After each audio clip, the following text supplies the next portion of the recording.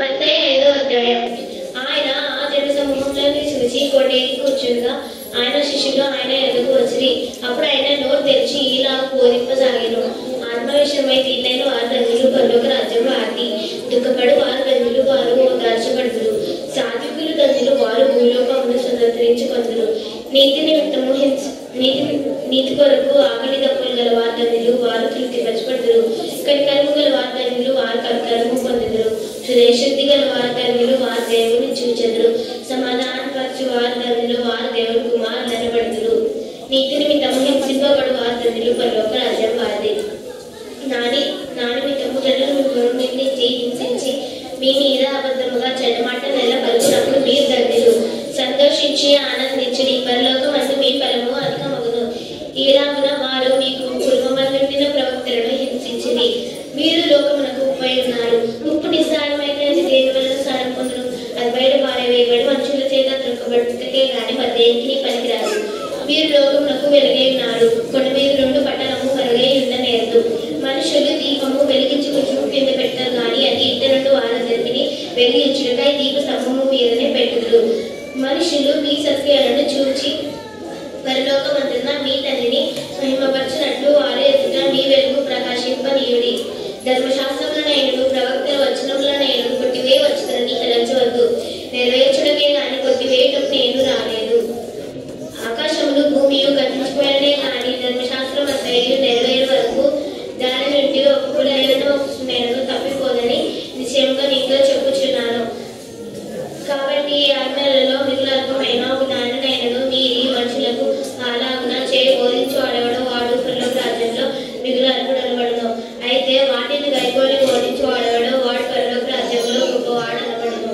శాస్త్రులు నీకు కంటేరు, పరిశ్రయులు నీకు కంటేరు. మీ నీతి అల్పం కాని ఎడల మీరు పరలోక రాజ్యంలో ప్రవేశింపలేరని మీతో చెప్పుచున్నాను. నరహత్య చేయవద్దు, నరహత్య చేయవాడు విమర్శకు లోనగునని పూర్వీకులతో చెప్పబడిన వాడు మీరు విన్నారు కదా. నేను మీతో చెప్పుకునేమనగా తన సహోదరుని మీద కోపపడు ప్రతివాడు విమర్శకు లోనగును. తన సహోదరుని చూచి వ్యర్థుడా అని చెప్పువాడు మహాసభకు లోనగును. ద్రోహి అని చెప్పువాడు నరకాగ్నికి లోనగును. కావున నీవు బలిపీఠం వద్ద నీ అర్పణం నర్పించుకుండగా నీ మీద నీ సహోదరునికి విరోధం ఏమైనా కలదని అక్కడ నీకు జ్ఞాపకం వచ్చిన ఎడల అక్కడ బలిపీఠం వద్దనే నీ అర్పణము విడిచిపెట్టి మొదట వెళ్ళి నీ సహోదరునితో సమాధానపడుము. అటు తర్వాత వచ్చి నీ అర్పణం నర్పింపుము. నీ ప్రతివాదితో నీవు త్రోవలో ఉన్నప్పుడే త్వరగా వానితో సమాధానపడుము. లేని ఎడల ఒకవేళ నీ ప్రతివాది నిన్ను న్యాయాధిపతికి అప్పగించును, న్యాయాధిపతి నిన్ను బండోతుకు అప్పగించును. అంతటా నీకు చెరసాలలో వేయబడువు. కడపటి కాసు చెల్లించే వరకు అక్కడ నుండి నీవు వెలుపలికి రానేరవని నీతో నిశ్చయంగా చెప్పుచున్నాను. వ్యభిచారము చేయవద్దని చెప్పబట్టు మాట మీరు విన్నారు కదా. నేను మీతో చెప్పినవి ఏమనగా ఒక స్త్రీని మోహపు చూపుతో చూచు ప్రతివాడు అప్పుడే తన హృదయమందు ఆమెతో వ్యభిచారము చేసిన వాడవును. తన కొడుకన్ను మీద నీ కొడుకన్ను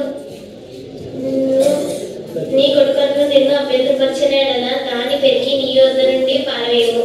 నీ దేహం అంతయు నరకములో పడకుండా నీ అవయములలో ఒక్కటి నశించినను నీకు ప్రయోజనకరం కదా. నీ కుడి చెయ్యి నిన్ను అభ్యంతరపరచనేడలా దాన్ని నరికి నీ యొద్ద నుండి పారవేయము. నీ దేహం అంతయు నరకంలో పడకుండా నీ అవయములలో ఒక్కటి నశించినను నీకు ప్రయోజనకరం కదా. తన భార్యను విడనాడు వాడు అంకు పరిత్యాగ పత్రిక అయ్యేవారని చెప్పబడి ఉన్నది కదా. నేను మీతో చెప్పుకునేముగా వ్యభిచార కారణములు బట్టి కాక తన భార్యను విడనాడు ప్రతి వాడును ఆమెను వ్యభిచారంగా చేయుచున్నాడు. విడనాడబడిన దానిని పెండ్లాడు వాడు వ్యభిచరించుచున్నాడు. మరియు నీవు అప్రమాణం చేయక నీ ప్రమాణములను ప్రభువునకు చెల్లింపవలెనని పూర్వీకులతో చెప్పబడిన మాట మీరు విన్నారు కదా. నేను మీతో చెప్పుకునేదేమగా ఎంత మాత్రము ఒట్టు పెట్టుకునవద్దు. ఆకాశం తోడనవద్దు, అది దేవుని సింహాసనము. భూమి తోడనవద్దు, అది ఆయన పాదపీఠము. యెరూషలేము తోడనవద్దు,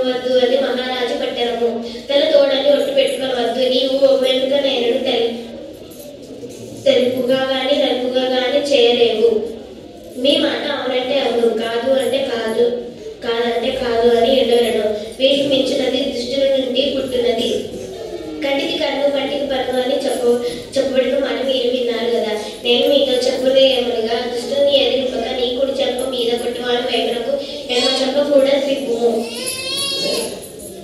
ఎవడైనా నీ మీద వ్యాజ్యము వేసి నీ అంగి తీసుకొని కోరిన ఎడల వానికి నీ పై వస్త్రము కూడా ఇచ్చివేయము. ఒకడు 1 మైలు దూరం రమ్మని నీకు బలవంతము చేసిన ఎడల వానితో కూడా 2 మైలు వెళ్ళము. నిన్ను అడుగు వారికి ఇమ్ము, నిన్ను అప్పుడు అడుగు వారి నుండి నీ ముఖము చెప్పుకోరాదు. నీ పొరుగు వాని ప్రేమించి నీ శత్రువులను ద్వేషించమని చెప్పబడిన వాటిని విన్నారు కదా. నేను మీతో చెప్పలేమగా మీరు పరలోకమందున్న మీ తండ్రికి కుమారులైనట్లు మీ శత్రువులను ప్రేమించుడి, మిమ్మల్ని హింసించి వారి కొరకు ప్రార్థన చేయుడి.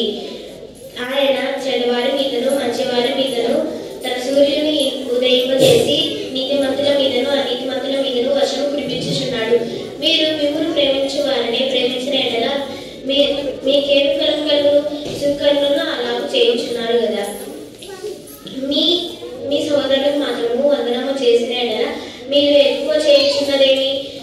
అన్యజనులను అలాగే చేయించున్నారు కదా. మీ పరలోకపు తండ్రి పరిపూర్ణుడు